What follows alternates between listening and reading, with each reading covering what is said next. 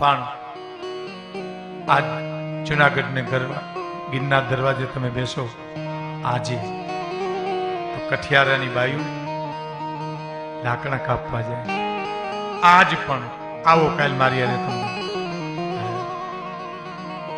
સવારમાં વહેલી ઉઠી પોતાના દીકરાને પારણામાં પુઢાડી પાડોશની બાઈને ભલામણ કરતી જાય કે મારો દીકરો ઉઠે તો એને થોડું જાળવી લેજો, ધ્યાન રાખજો. હું હમણાં લાકડા કાપવા ડુંગરમાં જાઉં છું ગિરનારમાં અને આવતી રહીશ બપોરે, સંભાળજો. માં છે ને, તમને એક વચ્ચે વાત કરી દઉં.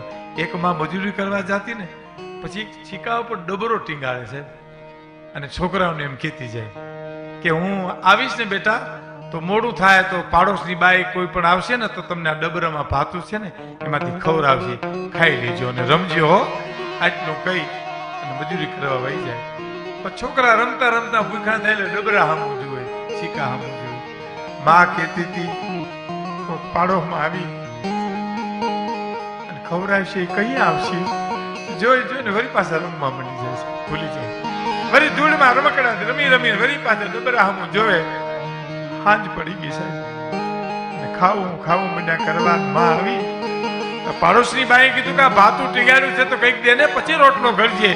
તો કે ભાતામાં કાંઈ નથી, ખાલી ડબરો જ છે બેન. તો કે કાં તો કે હું ડબરો ટીંગાડીને જાઉં ને આસામાં દિવસ કાઢી નાખે તો હું આવી જાઉં મજૂરી કરી, પછી મારા દીકરાને ખાવો. આ વાત પારણામાં પુઢાડી ગિરનારમાં લાકડા કાપી ચાર પોરા ખાઈ અને બજારમાં લાકડા વેચતી હોય. લ્યો લાકડાના ભાડા, લ્યો લાકડાના ભાડા, લ્યો લાકડાના ભાડા.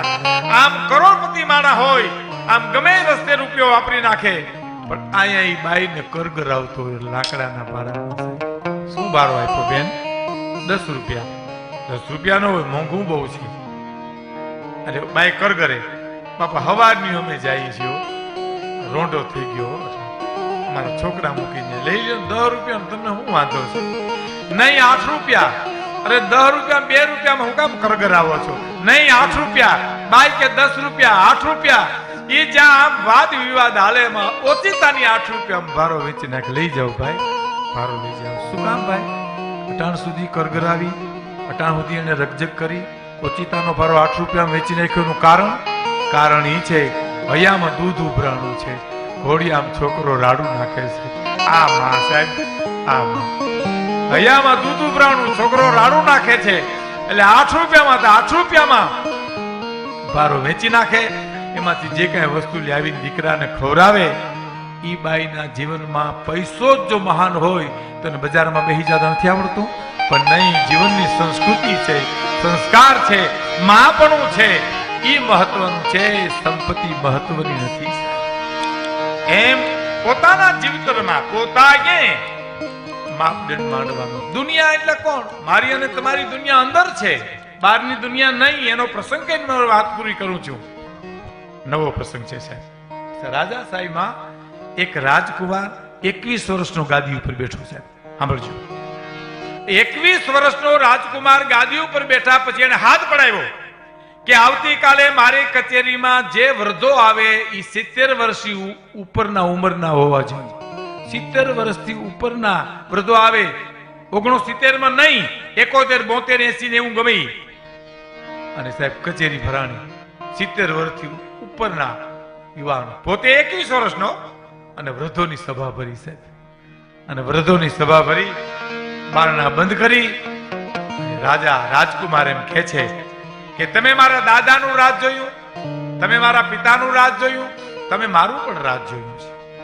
તો મારા દાદાના રાજમાં શું ફેર હતો, મારા પિતાના રાજમાં શું ફેર છે, અને મારા રાજમાં શું તકલીફ છે અથવા શું બદલાવ છે, એ મને દિલ ખોલીને કહો તમે. બસ હું તમારો દીકરો છું, તમે મારા બાપ તુલ્ય છો, પણ આ 3 પેઢીમાં તમને ખબર છે તો મને મારો સુધારો કયો અથવા મને સલાહ આપો. છન્નાટો છવાઈ ગયો. કોણ કહે? રાજાને કોણ કહે? એમાં એક વૃદ્ધ ઉભા થયા, 85 વર્ષના ઉભા થયા. મહારાજ, તમે રાજકુમાર છો, ઉંમર તમારી નાની છે, પણ ભગવાન ગીતામાં ભગવાન કૃષ્ણે ગીતામાં કીધું છે કે રાજા એ મારો અંશ છે, માટે હું 85 વર્ષનું વ્રત તમને પગે લાગુ છું રાજકુમાર. તમે રાજા કૃષ્ણનો અંશ છો. તમને અમારાથી કાંઈ ન કહેવાય, તમારામાં શું ફેરફાર થયો, પણ તમે જો રજા આપો તો ભર કચેરીમાં મારામાં શું ફેરફાર થયો એ તમને કહું. કે બોલો કયો. કે તમારા દાદાનું રાજ હતું તો એ મારી તમારા જેટલી ઉંમર હતી, 21 વર્ષની ઉંમર હતી. અને એકવાર વાડીએ ઓથમાં મારા ઢોર બાંધ્યા હતા અને ઓથમાં શાળો, એમાં હું બેઠો તો, શાળાની ટાજ, અને એમાં એક બાઈ ઓચિતાની દેવડાને અંજવાળી ભાઈ આવી કે મને ટાઈટ બહુ વાય છે, ઓઢવા કાંઈ નથી, મારે પિયર જવું, ભાઈ મારા સાસરામાં જવું છે, અને મને અહીં પિયરમાંથી મારા ભાઈ મૂકીને પાછા વળી ગયા, તો મને અટાણે મારે કેમ જવું?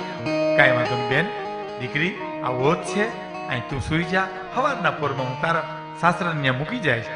તેથી મારી તમારી જેટલી ઉંમર હતી, એની 18-19 વર્ષની ઉંમર હતી, પણ ભાઈ બેન ને મા દીકરો જેમ ઓથમાં ઝૂંપડીમાં રહ્યા હોય ને એમાં મેં રાત કાઢી. પણ પછી તમારા પિતાનું રાજ આવ્યું ને, તો મારી ઉંમર 50 વર્ષની હતી. તો મને વિચાર બદલ્યો કે દાગીના ઘણા હતા, મૂકી એવો ભલે, પણ લઈ લીધા હોત ને તો આ દુઃખ ભાગી જાત, આ ગરીબાઈ નો રહે, આ કઢાપો નો રહે. અને પછી તમારા રાજમાં તો મને એમ જ થાય કે એને દાગીના હું એની હારે લગ્ન કર્યા હોત તો હારું. હા, અમારામાં ફેરફાર થયો, તમારામાં હું ફેરફાર થાય અમારે કહેવાની જરૂર નથી. ઈશ્વર કૃપા.